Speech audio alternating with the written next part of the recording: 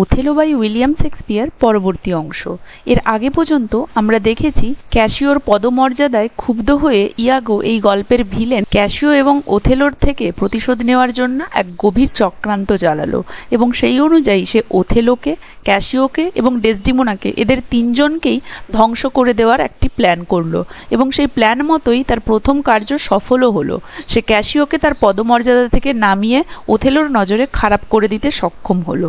তারপরে সে ওথেলোর মনে তার স্ত্রী ডেসডিমোনার প্রতি ঈর্ষা, সন্দেহ এই সমস্ত কিছু ভরে দিতে শুরু করলো। সে বলল ওথেলোর অনুপস্থিতিতে ডেসডিমোনা ক্যাসিওর সাথে প্রেম সম্পর্কে জড়িত হয়ে ওথেলোকে প্রতারণা করছে, যাতে তার তীব্র সন্দেহ হচ্ছে। কারণ ক্যাসিও এবং ডেসডিমোনার মধ্যে কথাবার্তা এবং তাদের ঘনিষ্ঠতা দেখে তার তীব্র সন্দেহ হচ্ছে। যদিও সে এ বিষয়ে শিওর নয়, তবুও সে বলল যে তার কেন জানি না মনে হচ্ছে ডেসডিমোনা বোধহয় ওথেলোকে ঠকাচ্ছে ক্যাসিওর সাথে প্রেম সম্পর্কে যুক্ত হয়ে। এবং সে ওথেলোর কানের কাছে আরো বলল যে যেই মেয়ে তার নিজের বাবার সাথে প্রতারণা করে ওথেলোকে বিয়ে করতে পারে, মানে নিজের বাবার সম্মতি না নিয়ে বিয়ে করে ফেলতে পারে বাবাকে ঠকিয়ে, সেই মেয়ে তো অবশ্যই তার স্বামীর সাথেও প্রতারণা করতে পারে। এতে আশ্চর্যের কিছু নেই। এবং এই সমস্ত কথাগুলো সে ওথেলোর কানের কাছে এমন ভাবে বলল, কৌশলপূর্ণভাবে, যে ওথেলো এই সমস্ত কথাগুলো নিয়ে ভাবতে যেন বাধ্য হয়। এবং যথারীতি তাই হলো।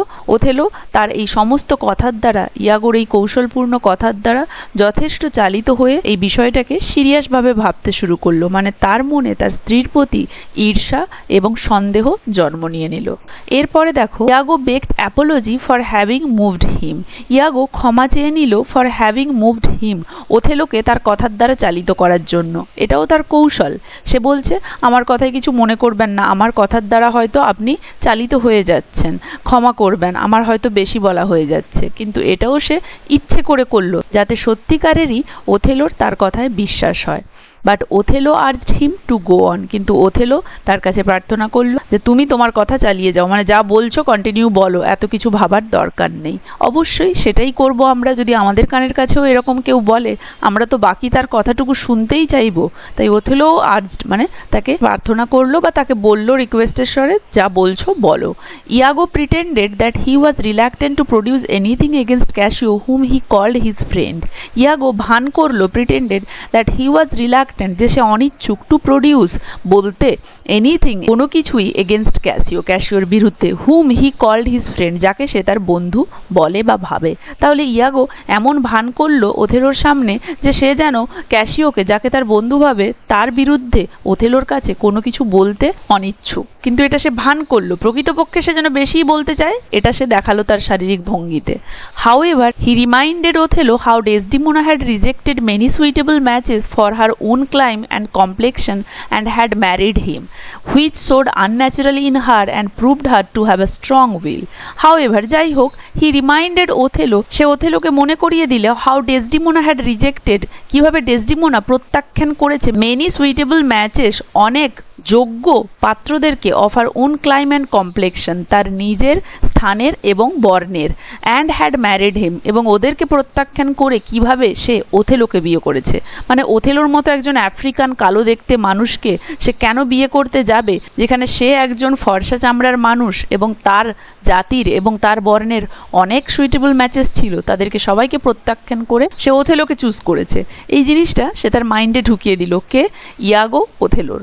হুইচ শোড আনন্যাচারাল, যেটা কিনা মনে হচ্ছে বা দেখাচ্ছে অস্বাভাবিক ইন হার, মানে যেটা কিনা ডেসডিমোনার ক্ষেত্রে অস্বাভাবিক দেখায়। মানে তার নিজের বর্ণের সাদা চামড়ার এত সুন্দর যোগ্য পাত্রদেরকে ছেড়ে সে ওথেলোকে পছন্দ করেছে, যেটা মনে হচ্ছে যেন তার ক্ষেত্রে একটু অস্বাভাবিক। And proved her to have a strong will, এবং এটাও প্রমাণ করছে যে তার দৃঢ় ইচ্ছা ছিল এই জিনিসটা করার। So when better judgment return, so when তাই যখন better judgment return, better judgment এর থেকে ভালো নির্ধারণ করার সময় উপস্থিত বা পুনরায় ফিরে আসছে, হাউ প্রবাবল ইট ওয়াজ, কতটা এটা সম্ভাব্য ছিল, দ্যাট শি উড ফল আপন, যে সে ফল আপন মানে করবে, কম্পেয়ারিং মানে তুলনা, ওথেলোকে with the white complexion young Italian, তরুণ ইটালিয়ানদেরকে, অফ হার কান্ট্রিম্যান, তার দেশের। তাহলে এইটা কেন ডেসডিমোনা করেছে? কারণ এর পরবর্তীকালে যখন যখন বেটার জাজমেন্টের সময় আসবে, এটা খুবই সম্ভব যে তখন সে তার দেশের তরুণ ইটালিয়ান পুরুষদের সাথে তার স্বামী ওথেলোর কম্পেয়ার বা তুলনা করবে। মানে তার স্বামীর তুলনায় সে তখন তার দেশের তরুণ ইটালিয়ান ফর্সা যুবকদেরকে বেশি পছন্দ করতে যাবে। মানে এখানে ক্যাসিও হালকা করে ইঙ্গিত দিয়ে দিল ওথেলোকে যে আপনার স্ত্রী ডেসডিমোনা আপনাকে বিয়ে করেছে এবং পরবর্তীকালে আপনার থেকে সুদর্শন কোনো পুরুষ, মানে তার নিজের দেশীয় ইটালিয়ান কোনো পুরুষকে পেলে সে তার সাথে আপনার তুলনা কিন্তু করতে পারে, এটা খুবই সম্ভব। হি দেয়ারফোর, অতএব সে অ্যাডভাইসড ওথেলোকে উপদেশ দিল to put off his reconcilement with Cassio a little longer. Put off, সরিয়ে রাখা, হিজ রিকনসাইলমেন্ট মানে তার যে মিটমাট করা বা পুনঃসঙ্গতি স্থাপনের যে চিন্তা, উইথ ক্যাসিওর সাথে আর লিটল লঙ্গার, আর একটু দূরে। মানে সে বলল আপাতত ক্যাসিওর সাথে যে মিটমাট করে নেওয়ার ব্যাপারটা আপনি করবেন না, এটাকে একটু দূরে সরিয়ে রাখুন, এটার জন্য আর একটু সময় নিন। Meanwhile, এদিকে Othello should note with what earnestness Desdemona would solicit for Cassio. এদিকে ওথেলো শুড নোট, ওথেলোর আরও লক্ষ্য রাখা উচিত, উইথ হোয়াট আর্নেস্টনেস কি পরিমাণ আন্তরিকতার সাথে ডেসডিমোনা উড সলিসিট, ডেসডিমোনা ক্যাসিওর হয়ে অনুনয় করতে পারে তার স্বামীর কাছে। মানে ইয়াগো আরও বলল আপনার এদিকেও লক্ষ্য রাখা উচিত যে আপনার স্ত্রী ডেসডিমোনা কি পরিমাণ অনুনয় করে ক্যাসিওর জন্যে আপনার কাছে, মানে কতটা পরিমাণ আন্তরিকতার সাথে ক্যাসিওর হয়ে আপনার কাছে প্রার্থনা করে, এটা আপনি লক্ষ্য রাখবেন। So mischievously the treacherous villain laid his plot to turn the gentle qualities of the innocent lady into her destruction. তাহলে সো মিসচিভাসলি মানে হচ্ছে দুষ্টুভাবে, মানে কূটনৈতিকভাবে। অতএব কি পরিমাণ কূটনৈতিকভাবে বা দুষ্টুমিভাবে দ্য ট্রিয়েচারাস মানে সেই বিশ্বাসঘাতক ভিলেইন মানে দুষ্টু লোক বা দুর্জন, লেইড মানে পারলো হিজ প্লটস তার এই চক্রান্ত, two turn the gentle qualities of the innocent ladies, two turn the gentle qualities সেই সুশীল বা সভ্য গুণগুলো সেই ইনোসেন্ট লেডির, সেই নিষ্পাপ মহিলার, ইনটু হার ডিস্ট্রাকশন তার ধ্বংসের দিকে।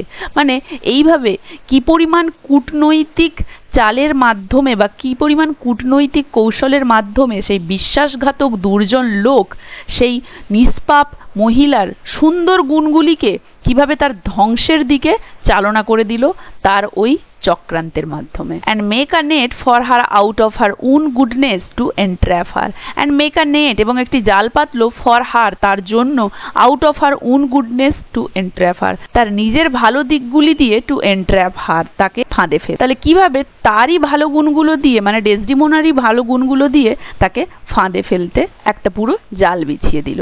First setting Cassio on to entreat her mediation, প্রথমে ক্যাসিওর অনুরোধের মাধ্যমে হার মেডিয়েশন তার মধ্যস্থতা করার, মানে প্রথমে সে ক্যাসিওকে বলে দিয়েছিল যাও তুমি ডেসডিমোনাকে বল সে যেন তোমার হয়ে মধ্যস্থতা করে, মানে প্রথমে ক্যাসিওর অনুরোধের দ্বারা ডেসডিমোনার তার জন্য মধ্যস্থতা করার মাধ্যমে, অ্যান্ড দেন এবং তারপরে out of that very mediation এবং ওই মধ্যস্থতার মধ্য দিয়ে কন্ট্রাইভিং স্ট্র্যাটেজেমস ফর হার রুইন কৌশলপূর্ণ ফন্দিয়াটার মধ্যে দিয়ে। তাহলে প্রথমে ক্যাসিওর অনুরোধে ডেসডিমোনার ক্যাসিওর জন্য ওথেলোর কাছে মধ্যস্থতার মধ্যে দিয়ে এবং পরবর্তীকালে ডেসডিমোনাকে ধ্বংসের জন্য কৌশলপূর্ণ ফন্দি আঁটার মাধ্যমে। এই দুইভাবে সে ডেসডিমোনাকে তারই সমস্ত ভালো দিকগুলো দিয়ে তাকেই খুব বড় চক্রান্তের মাধ্যমে ফাঁদে ফেলে পুরোপুরি ধ্বংসের দিকে এগিয়ে দিল। আজ তাহলে এতদূর পর্যন্তই। আশা করি এতদূর পর্যন্ত কারো কোথাও বুঝতে অসুবিধা হয়নি, সবাই ভালোভাবে বুঝতে পেরেছো। ভিডিওটা ভালো লাগলে একটা লাইক আর শেয়ার করে দেবে। যারা যারা আমার চ্যানেলটা সাবস্ক্রাইব করোনি কাইন্ডলি আমার চ্যানেলটা সাবস্ক্রাইব করে দেবে। পরবর্তী অংশটা থাকছে পরের ভিডিওতে।